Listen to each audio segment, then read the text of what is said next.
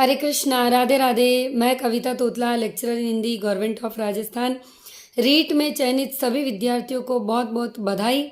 और वो सभी बधाई के पात्र है कि उन्होंने पात्रता हासिल की है।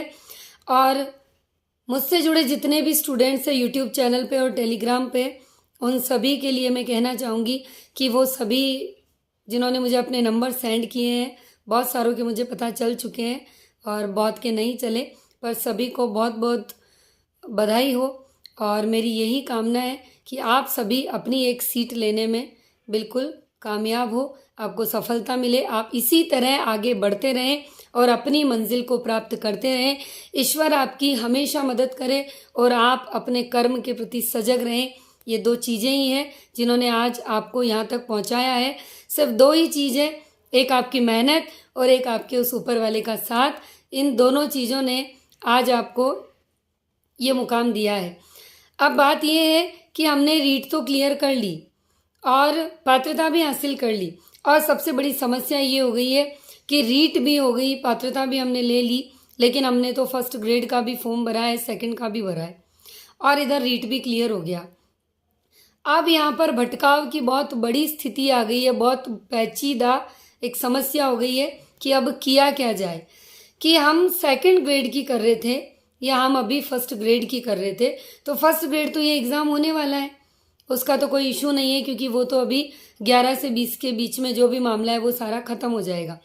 अब सबसे बड़ी चीज़ ये आती है कि जो सेकंड ग्रेड की तैयारी कर रहा है अभ्यर्थी, उसके लिए ये समस्या है कि मैं सेकंड ग्रेड करूं या फिर मैंने रीट की पात्रता हासिल कर ली है तो अब मैं थर्ड ग्रेड की तरफ जाऊं, यानी दुविधा में है। बहुत बड़ी दुविधा है, बहुत बड़ा संकट है कि अब करे तो क्या करें, हमें क्या करना चाहिए। तो ये वीडियो इसीलिए है, पूरा वीडियो ध्यान से सुने, आपकी एक एक प्रॉब्लम को सॉल्व कर पाऊँ, इसीलिए मैं आप सबके सामने आई हूँ।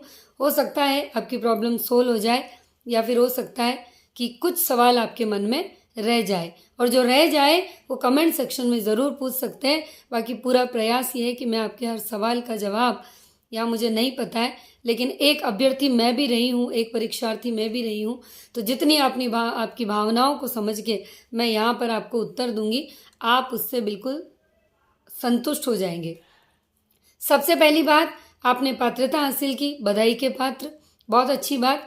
लेकिन सिर्फ एक ही चीज़ है, यदि आप सेकंड ग्रेड की तैयारी कर रहे हैं काफ़ी लंबे टाइम से, यानी कि काफ़ी लंबा टाइम, बहुत सारे अभ्यर्थी 6 महीने से कर रहे हैं, कोई साल भर से कर रहा है, कोई 2 महीने से, कोई 1 महीने से, तो मेरा यही कहना है और मेरा यही मानना है कि आप जो कर रहे हैं वही आपको करना है। Don't move here and there. हमारी हिंदी की भाषा में कहेंगे कि इधर उधर ताक झांक करने की कोशिश भी ना करें। जो आप कर रहे हैं वही आपको करना है। क्यों करना है?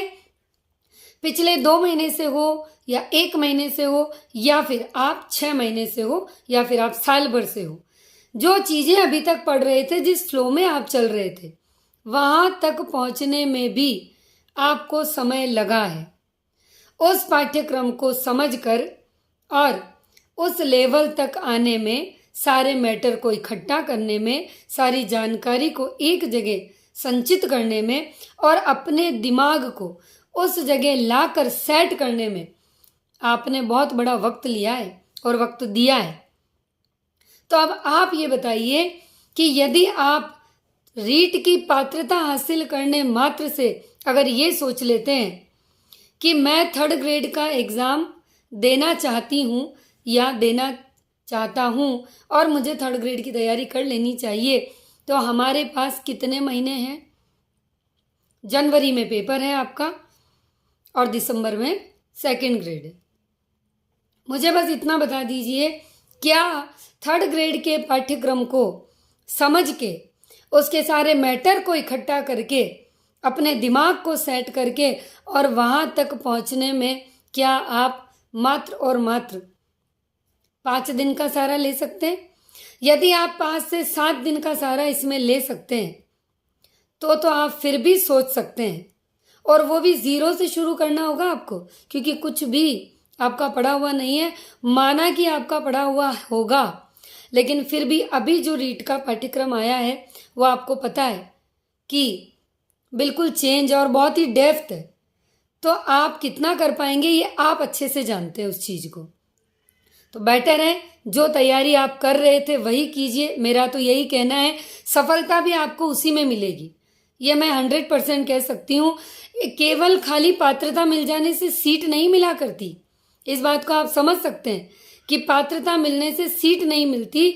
सीट तब मिलेगी जब आप एक ही कर्म की ओर लगातार प्रवृत्त रहेंगे, तब आपको सीट मिलेगी। ऐसा नहीं कि आज इसको पकड़ा, कल इसको पकड़ा, कल इसको पकड़ा, ऐसा नहीं कर सकते हम। तो मेरा यही कहना है। और मुझे लगा था कि टेलीग्राम पे भी इतने सारे मैसेजेस जो मैंने पढ़े सभी स्टूडेंट्स के, तो मेरे को लगा कि अब भटकाव की बहुत बड़ी स्थिति है और आप कहीं भटक ना जाएं, क्योंकि आपकी तैयारी बहुत अच्छी चल रही है, सेकंड ग्रेड में भी बहुत अच्छी चल रही है। तो मेरा यही कहना है कि लगे रहिए, करते रहिए, मूव नहीं करिए। वाकई में जो मूव नहीं करेगा वो आज के 6 महीने 8 महीने बाद मुझे इसी वीडियो की कमेंट सेक्शन में कहेगा कि मैम आपकी बात सही थी। और जो मूव कर गया वो ना तो सेकंड ग्रेड ले पाएगा ना थर्ड ग्रेड, कोई बिरला ही होगा जो कब से लगा पड़ा हो, वो एक अलग ही बात है। बाकी आपको मूव नहीं करना चाहिए यदि आप सेकंड ग्रेड में लगे हुए हैं। हाँ, अगर किसी में लगे हुए नहीं है तो आप जो इच्छा हो कर सकते हैं। अब किसी का फर्स्ट लेवल भी क्लियर है, किसी का सेकंड भी क्लियर है, किसी ने सेकंड ग्रेड का फॉर्म भरा है, तो ये सब बातें अपनी जगह। आप पिछले 2 महीने 3 महीने से कहाँ लगे पड़े हैं, मैटर वो चीज़ करती है, बाकी आप भूल जाइए। ये तो रिजल्ट आज आया है, इसीलिए आज आपका मन खराब है। क्या रिजल्ट अगर 2 महीने बाद आया होता नवंबर में, तो क्या तब भी आप यही सोचते? नहीं।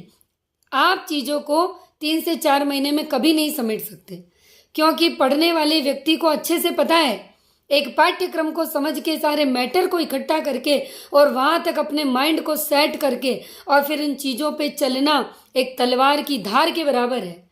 तो यहाँ पर आप ये गलती बिल्कुल ना करें कि जो पहले से किसी और की तैयारी कर रहा हो वो सिर्फ पात्रता हासिल करके और इधर मूव कर जाए। मेरा कहने का काम था जो मुझे उचित लगा, बाकी जो आपका मन कहे वो आप कर सकते हैं। हरे कृष्णा, राधे राधे।